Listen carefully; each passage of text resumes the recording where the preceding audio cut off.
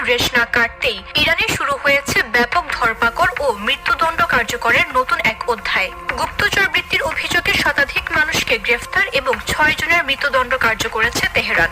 যুদ্ধে ইসরায়েলকে সহযোগিতার অভিযোগে ইরানের গোয়েন্দা সংস্থা সম্প্রতি 26 জনকে গ্রেফতার করেছে বলে জানিয়েছে দেশটির রাষ্ট্রীয় সংবাদ সংস্থা ফার্স। তেহরান থেকে এ তথ্য নিশ্চিত করে বার্তা সংস্থা এএফপি।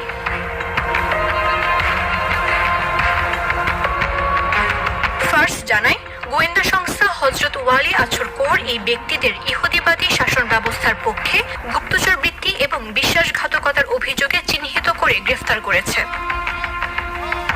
সংস্থাটির এক বিবৃতিতে বলা হয়, গ্রেফতারকৃত বেশিরভাগই নিরাপত্তা বিরোধী কর্মকাণ্ড, জনমনে আতঙ্ক সৃষ্টি এবং নাশকতার সঙ্গে সংশ্লিষ্ট থাকার কথা স্বীকার করেছে।